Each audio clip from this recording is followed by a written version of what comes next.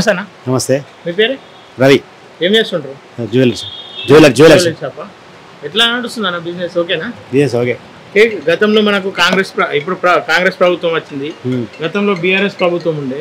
ఎట్లుందన్న పరిపాలన? ఏమైనా మార్పు కనిపిస్తుందా? కాంగ్రెస్ కొత్త వచ్చింది కాబట్టి ఇంకా వేచి చూడాలి. వేచి చూడాల్సింది. అంటే టీఆర్ఎస్ కన్నా బెటర్. 130 టీఆర్ఎస్ కన్నా చాలా బెటర్.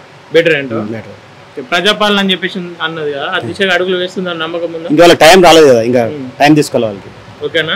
ఇప్పుడు పార్లమెంట్ ఎన్నికలు రాబోతున్నాయి.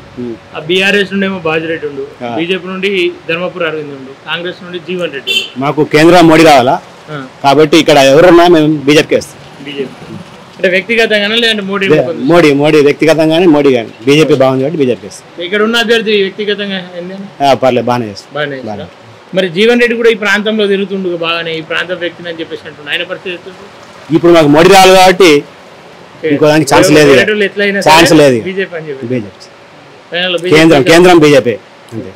అన్న మీరు చెప్పండి, ఎట్లుంటుంది అన్న పరిస్థితి? అంటే మోడీ ఎందుకంటే మోడీ ఎందుకు, అసలు మోడీ అంటే ఎందుకు అభిమానం? అభిమానం అంటే అభిమానం అంతే. ఎందుకు? కాంగ్రెస్ రావద్దు అంతే. కాంగ్రెస్ వస్తే ఏమవుతా అన్న? కాంగ్రెస్ వస్తే సరే అన్న, నువ్వు చెప్పాలి అదే బాగా సిగ్గుపడుతుంది. ఓకే, కాంగ్రెస్ ఎందుకు రావద్దనా? మోడీ గురించి ప్రపంచ దేశాలు ఎలా గౌరవిస్తున్నారో మీకు తెలుసు కాబట్టి మనం మోడీని మనం కాపాడుకోవాలి అంతే.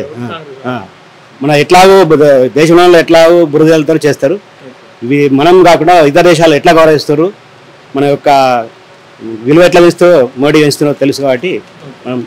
రీసెంట్ ఇదే ప్రాంతం నుండి ఓడిపోయినట్టుంది. ఎవరు? ధర్మపురి అరవింద్. అది వేరే, అది లోకల్ కాబట్టి అది వేరే. కేంద్రం వచ్చేసరికి మాత్రం. కానీ రాష్ట్రంలో కాంగ్రెస్ ఉంది కదా, జనాలు ఏమనుకుంటారు అంటే కాంగ్రెస్ ఏదైతే రాష్ట్రం ఉందో ఆ వైపే చూస్తారు కదా.